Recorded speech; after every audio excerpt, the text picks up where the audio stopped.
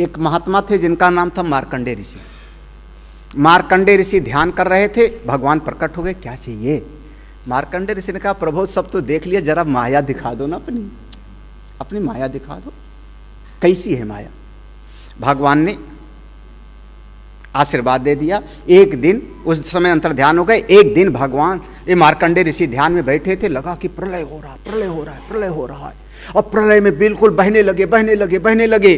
फिर उस बहते बहते हजारों साल बीत गया। मार्कंडेय ऋषि को एक पेड़ दिखाई पड़ा।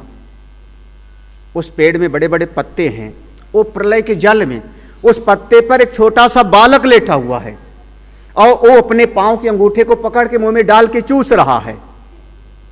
ऋषि लोग स्तुति कर रहे हैं, करार बिंदे न पदार बिंदम मुखार बिंदे बिन्वेश भटस्य पत्रस्य पुटे शयानम बालम मुकुंदम मनसा।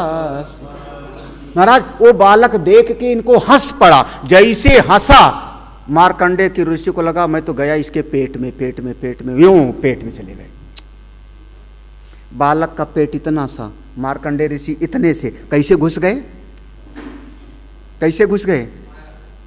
हाँ महाराज, और वो पेट के अंदर हजारों हजार साल घूमते रहे। जब थक गए घूमते घूमते, पुकारा, हे प्रभु कृपया पारे पाहि मुरारे। अचानक भगवान के मुंह से निकले, और ऐसे लगा प्रलय कम हो रहा है, कम हो रहा है, जल कम हो रहा है, कम हो रहा है। जैसे आंख खोली तो वो पेड़ के नीचे बैठे थे। हाँ, एक घड़ी में इतना सब दिखाई पड़ गया। इसका नाम क्या हुआ? जो नहीं था दिखाई पड़ा, इसका नाम है। आप लोग तो कभी देखते नहीं ना ऐसा प्रलय उलय? नहीं देखा? सपना नहीं देखती हो? सपने में क्या देखा? जंगल देखा, हाथी देखा, पहाड़ देखा। कहां था वो हाथी पहाड़? हमारे इतनी बड़ी खोपड़ी, इसमें इतना सा मन कहीं होगा? उपनिषद में लिखा है, हिता नाम की एक नाड़ी है, एक सेल्स, तुम्हारी भाषा में सेल्स है कोई एक, हिता नाम की नाड़ी, वहीं पर सपना दिखाई पड़ता है। तो इतने से शरीर में इतना बड़ा हाथी कैसे दिखाई पड़ा? क्या है वो सपना? माया। भागवत के आखिर में आ गया मार्कंडेय ऋषि की कथा।